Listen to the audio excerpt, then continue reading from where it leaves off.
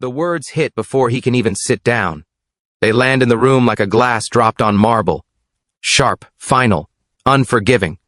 You'll never marry a black woman. For a second, he thinks he misheard her. Maybe the air bent the sound. Maybe his own fear filled in the gaps. But her face doesn't change. Calm, certain, settled. The kind of calm that comes from believing you are right and expecting the world to agree with you. His chest tightens, not because he didn't see this coming, but because hearing it out loud feels different, louder, heavier, permanent. The room feels smaller than it did when he walked in, the ceiling lower, the walls closer. Even the light seems to dim, as if the house itself is leaning in to listen. He's still standing in the doorway, one hand resting on the frame like he needs it to keep from falling. His suit jacket is still on, the one he wore all day downtown, the one that smells faintly like the city and long hours and effort. Dust still clings to his shoes, proof that he exists in a world beyond this house, proof that he left and came back, proof that he changed even if she refuses to see it. His mother sits across from him on the couch, hands folded neatly in her lap, back straight, eyes steady. She doesn't look angry. That's what hurts the most. There is no rage in her voice, no trembling, no loss of control, just certainty. The kind of certainty that doesn't ask questions, the kind that doesn't leave room for discussion. She believes she is doing her job, a mother protecting her son, a guardian of tradition, a keeper of the family name. In her mind, this isn't cruelty, it's care. He swallows, slowly. His jaw tightens, just for a moment. She misses it. Or maybe she sees it and chooses to ignore it. His silence fills the space between them, thick and loaded. She mistakes it for agreement, or at least acceptance.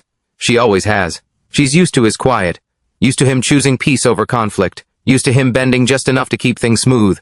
What she doesn't understand is that this silence isn't surrender. It's restraint. It's the sound a man makes when he's holding himself together. She continues, because silence has always invited her to. She talks about how people will talk, about the way the family will be seen, about whispers at gatherings, and looks at church and questions that don't need answers to do damage. She talks about legacy like it's a fragile object that can shatter if handled wrong. She talks about bloodlines, as if love can be measured in color and history. Each word presses down on him one after another, like weights stacking on his chest. He looks around the living room, seeing it with new eyes. The framed photos on the walls, generations frozen in time, weddings, graduations, holidays, faces that look alike, smiles that follow the same pattern. These walls have always told one story, a story of sameness, of continuity, of never stepping too far outside the lines. The portraits feel like judges now, watching him, waiting to see if he will betray them. His mind drifts, uninvited, to another room, another space entirely, a small cafe with chipped paint and mismatched chairs. The smell of coffee and sugar in the air. He sees her there, sitting across from him, laughing with her head tilted back, unafraid to take up space. Her laughter isn't polite. It's real. It fills the room. He remembers the way she listens when he talks, not waiting for her turn, not scanning the room, but fully present. The way she sees him. Not as a role, not as a name, but as a person. The contrast is painful. In that cafe, he feels lighter. Here, he feels like he's sinking. His mother's voice pulls him back. She's talking about disappointment now, about how she didn't raise him for this, about sacrifices made, about expectations. Each sentence is wrapped in love but sharpened by control. She frames it all as concern, as wisdom earned through time. She doesn't say the word shame, but it hovers in the air, unspoken and heavy. He finally takes a step into the room, just one. The floor creaks beneath his weight, the sound too loud in the quiet. He sits down slowly, careful, like any sudden movement might crack something fragile. His hands rest on his knees. He stares at them for a moment, grounding himself. These hands have worked, have built a life, have held another person's hand with tenderness and respect. These hands have done nothing wrong. He looks up at her, really looks. He sees the woman who packed his lunches, who stayed up late waiting for him to come home, who taught him right from wrong, at least as she understood it. And he sees something else, too. Fear. Not the kind that shakes, but the kind that hardens. Fear of change, fear of losing control, fear of a world that no longer bends to the rules she understands. "You don't understand," she says softly, as if softness makes it kinder. "I just want what's best for you." There it is. The sentence that ends arguments without resolving them. the sentence that places her judgment above his experience. He wants to tell her that what's best for him isn't decided by tradition or gossip. He wants to tell her that love doesn't threaten legacy, it defines it. He wants to tell her that the woman she's talking about isn't an idea or a stereotype or a problem to solve. She's a human being, a brilliant one, a kind one who has already had to carry the weight of rooms like this her entire life. But the words stay stuck in his throat, not because he doesn't believe them, but because he knows once he says them, there's no going back. This conversation is a door. Once opened, it won't close the same way again. His mother leans back slightly, as if the matter is settled, as if she has drawn a clear line and expects him to respect it. She has always believed that love means guidance, and guidance means direction, and direction means control. She doesn't see the difference between protecting and possessing. The silence stretches again. This time it feels different, charged, expectant. She waits for him to nod, to agree, to promise, to reassure her that the world she knows will remain intact. Instead, he breathes. It's a small thing, barely noticeable. But something shifts. Inside him, a realization settles with terrifying clarity. This isn't just about who he loves, it's about who he is allowed to be. This isn't a warning meant to guide him, it's a boundary meant to cage him, a line drawn not just around her comfort, but around his future. He understands in that moment that choosing love will cost him something. Comfort, approval, familiar peace. He understands that staying silent will cost him something too. Himself. His mother looks at him, searching his face for confirmation, for obedience, for the son she expects. What she sees instead is something unfamiliar. Not defiance, not anger. Just resolve forming quietly behind his eyes. The house feels unbearably quiet now. The ticking of the clock on the wall grows louder, each second marking time that cannot be rewound. Outside, a car passes. Life continues. The world moves forward, indifferent to the lines people draw in living rooms. He doesn't speak yet, not because he has nothing to say, but because he knows this moment deserves weight. He lets the silence sit between them, not as punishment, but as truth. A truth she has avoided, a truth he can no longer ignore. This isn't just a conversation, it's a fracture. A moment that will echo forward into holidays and phone calls and empty chairs at family tables. A moment that will force choices. Hard ones. As he sits there, breathing in the familiar scent of his childhood home, he realizes something else. Crossing this line won't just change how his family sees him, it will change how he sees himself. There is no safe path anymore, only an honest one.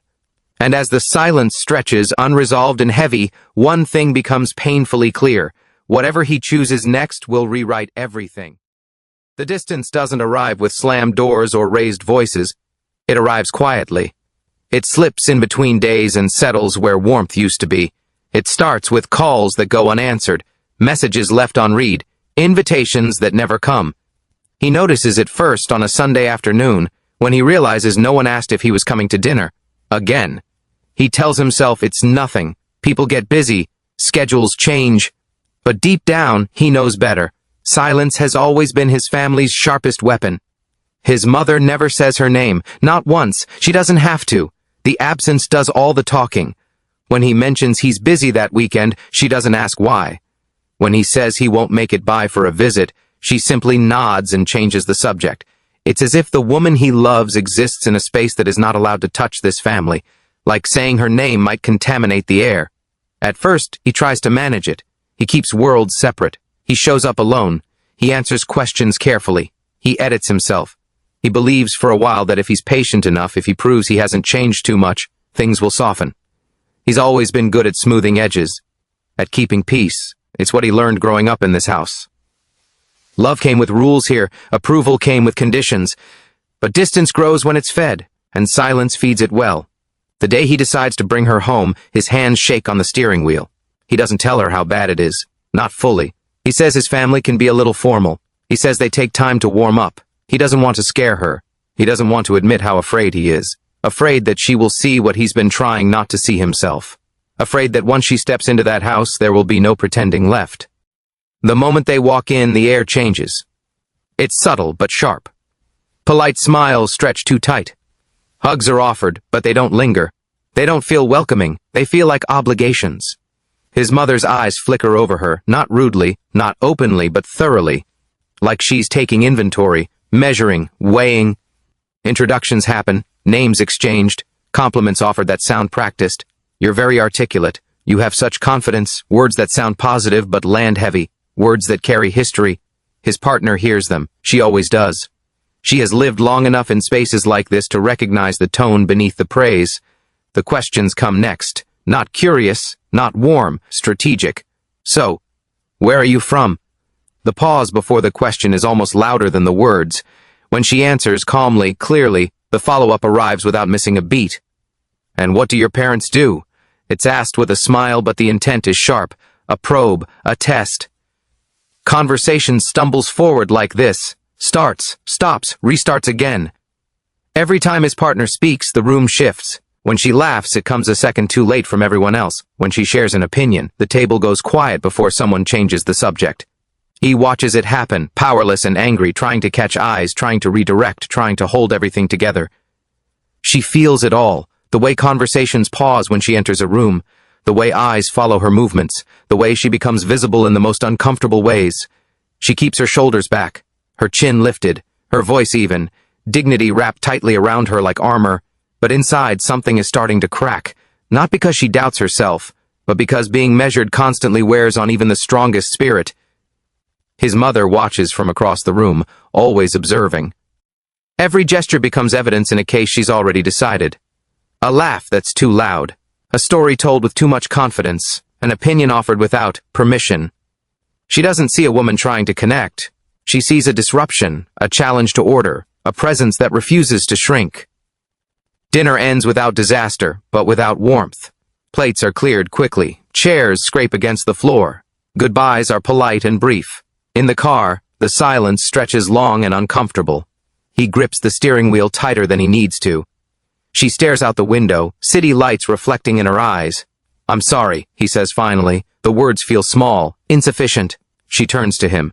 Her expression is gentle but tired. "You don't have to apologize for who they are," she says. "Just don't ask me to pretend it doesn't hurt." That night he lies awake, staring at the ceiling, replaying every moment, every look, every pause. He feels caught between two worlds that refuse to touch, and for the first time, he wonders how long he can keep standing in the middle without breaking. The conflict sharpens weeks later. It happens quietly, behind closed doors, the way things always do in this family. His mother asks him to come by alone, just to talk. Her tone is calm, inviting. He knows better, but he goes anyway. They sit in the same living room, the same couch, the same walls watching. She doesn't waste time this time. She doesn't circle the issue. She looks at him and says it plainly, her voice steady and firm. She will never belong here. The words hit harder than he expects, harder than the warning before, because this time there is no pretense of protection, no soft framing, just rejection, final and absolute. He feels heat rise in his chest. His hands clench. "You don't know her," he says, his voice low but firm. "You've never tried." His mother shakes her head slowly. "I know enough," she replies. "I know what this family is, and I know what it isn't." He speaks then, really speaks. He talks about love, about character, about kindness and strength and integrity. He talks about how this woman stood by him when he doubted himself, how she challenged him to grow, how she believed in him when success felt far away. His words pour out, fueled by months of swallowed frustration. His mother listens, but her eyes don't soften. Tradition sits louder than truth in this house, louder than love, louder than reason. She frames her refusal as reality, as wisdom earned through age. "This isn't about feelings," she says. "It's about what lasts." "What lasts?" he asks quietly. "If we break everything real to protect appearances?" She doesn't answer that. She doesn't have to. In her mind, the answer is obvious. The pressure builds after that.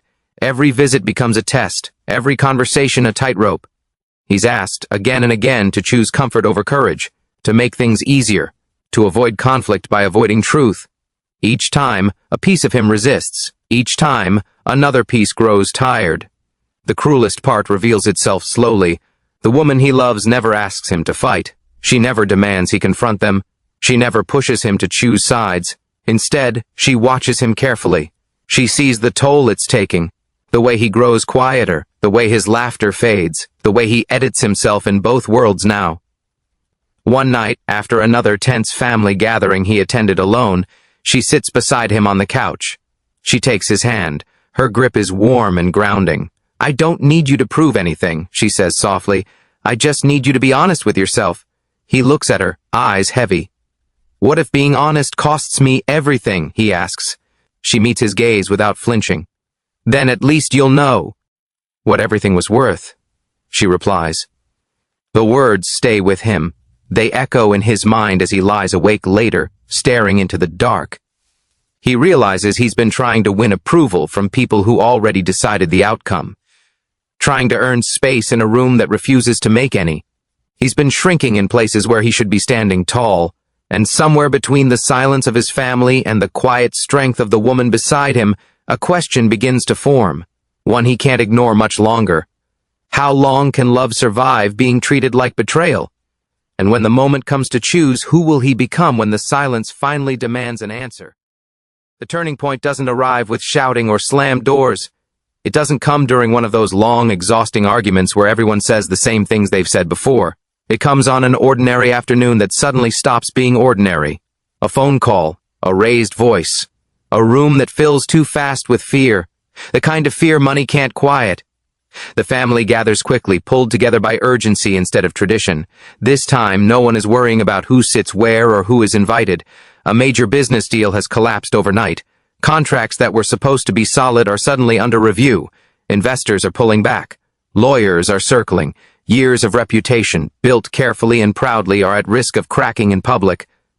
The living room fills with people and noise. Voices overlap. Phones buzz non-stop. Papers spread across the table like fallen leaves.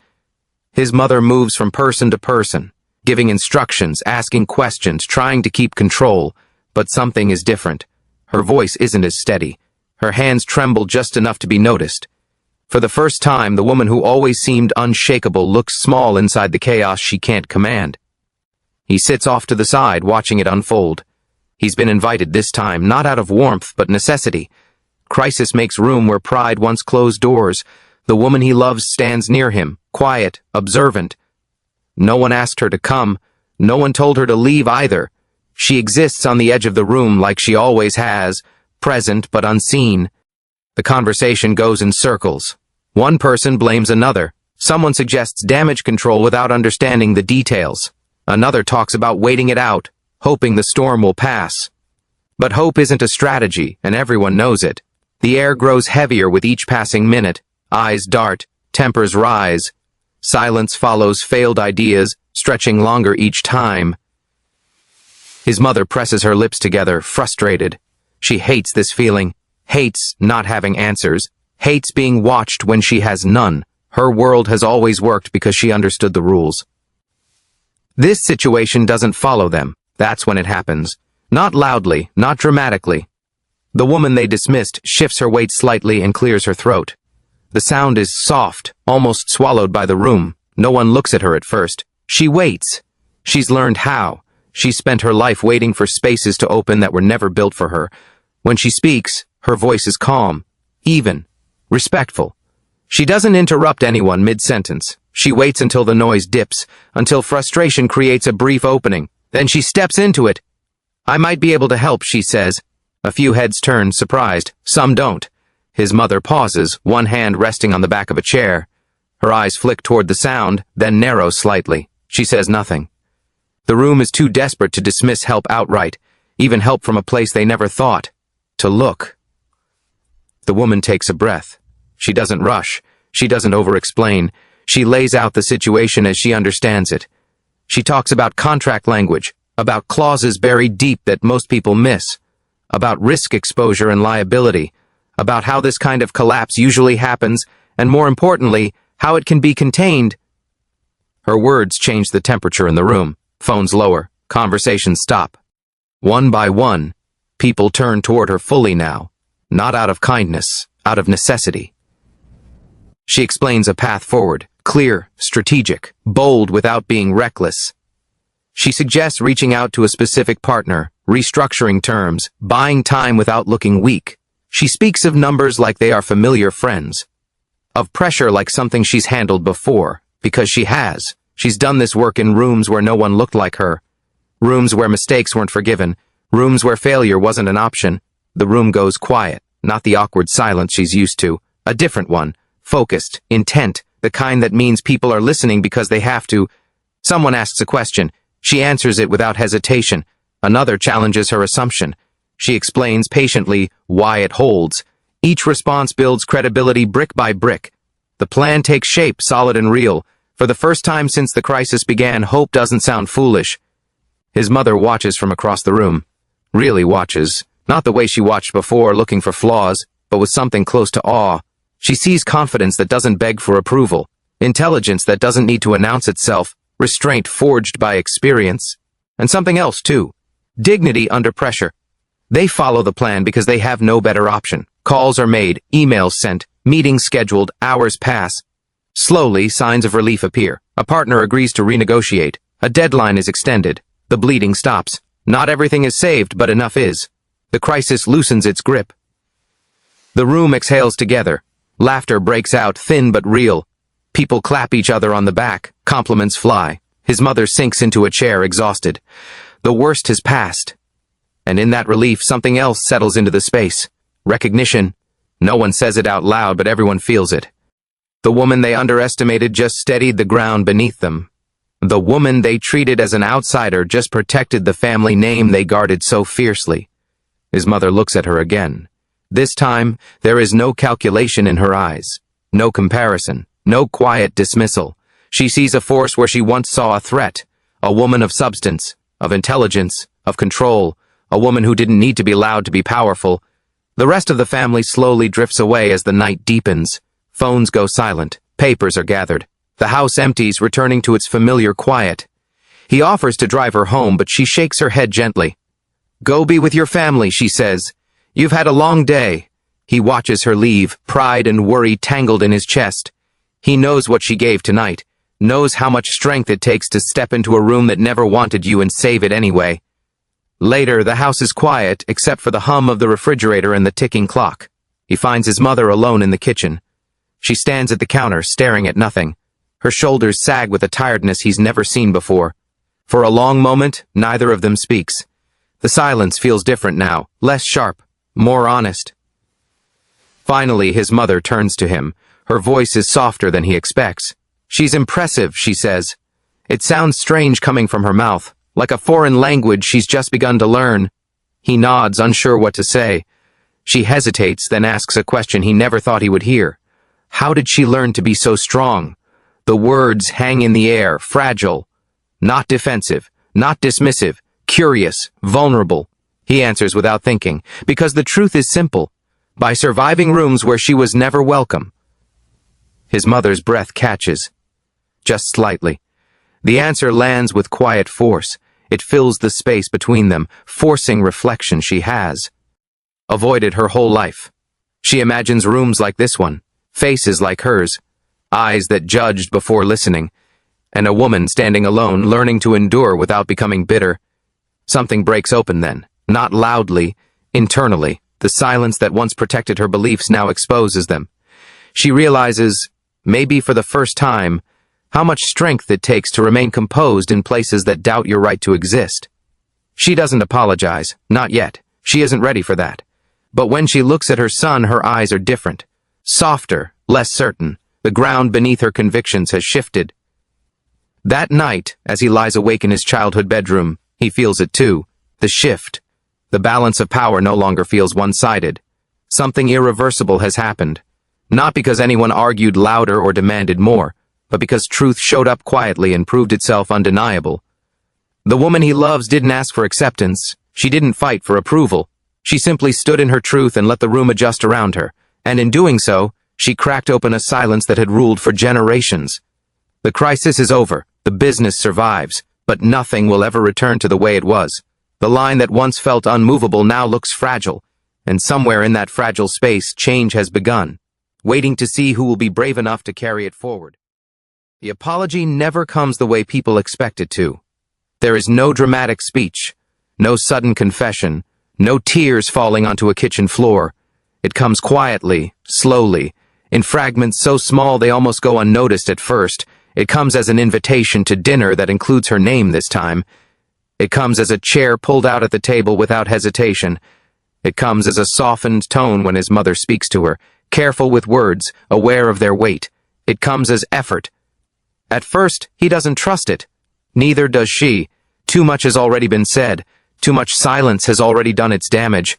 They both understand that words can be easy, but patterns are harder to change. So they watch. They wait. They let actions speak louder than anything promised. His mother is different now, but not transformed. Not completely. She still struggles. Still pauses before speaking sometimes, as if catching old instincts mid-step. She still carries beliefs shaped by decades of fear and pride. But she no longer hides behind them. She no longer pretends they are harmless. She is learning, slowly, what it costs to hold on to something too tightly. And that learning shows up in moments that matter, in the way she listens now, really listens when the woman speaks, in the way she asks questions without judgment hiding behind them, in the way she corrects others when they slip into old language, old habits. It isn't perfect, it isn't loud, but it's real. He notices it one afternoon when they're all sitting together, the room filled with casual conversation. His mother turns to the woman he loves and asks for her opinion on something small, ordinary, and then she waits for the answer. Doesn't interrupt, doesn't redirect, just listens. The moment is quiet, almost invisible to anyone else. But to him, it feels monumental. This is what change looks like, he realizes. Not a clean break from the past, but a slow turning away from it. The woman he loves never demands more than that. She never throws the past in anyone's face. She never asks for praise or recognition. She accepts growth where it appears, without forgetting what it took to get here. She understands that redemption doesn't erase harm. It only acknowledges it and chooses better moving forward. When the conversation about marriage finally happens, it's cautious, careful. His mother doesn't lead with excitement. She leads with honesty. She admits she's afraid of losing control, afraid of what she doesn't understand, afraid of the judgment she once cared about more than she should have. Her voice trembles when she speaks, and for the first time it's not anger behind it. It's vulnerability. "I don't want to lose you," she says. The words land heavy. He realizes that fear has always been at the center of this. Fear disguised as protection. Fear disguised as tradition. Fear disguised as love. "You almost did," he replies quietly, not to hurt her, to tell the truth. She nods, accepts it. That acceptance matters more than any apology she could offer. The wedding is small by design. Not because they couldn't make it bigger, but because they didn't want to. They choose intention over spectacle, meaning over performance. The guest list is short, every seat filled by someone who earned it by showing up when it counted. The space is simple. Light pours in through tall windows. There are no grand decorations, no symbols meant to impress. Just warmth, just presence, just truth. Family members who once refused to be in the same room now sit side by side, tension visible but restrained. They avoid eye contact at first, then slowly begin to soften as the ceremony unfolds. No one speaks. No one interrupts. Everyone feels the weight of the moment. When the woman walks down the aisle, she does so with calm confidence. She doesn't look around for approval. She doesn't shrink. She carries herself the way she always has, grounded in self-respect. He watches her approach, heart full, chest tight with emotion. He knows what it took to get here. He knows how many rooms tried to tell her she didn't belong, and yet here she is, standing, chosen, loved. His mother sits in the front row. Her hands are clasped tightly in her lap. Her eyes glisten, not with pride and tradition, but with something deeper. Regret, relief, gratitude. She watches her son's face as he looks at his partner, and understanding finally settles in. This love didn't threaten her family. Her fear did. As the vows are spoken, the room holds its breath. The words are simple, honest, promises rooted in respect, not ownership, partnership, not possession. There is no talk of saving or fixing, just choosing. Every day. When it's time for his mother to stand and offer her blessing, the room stiffens slightly. No one knows what to expect.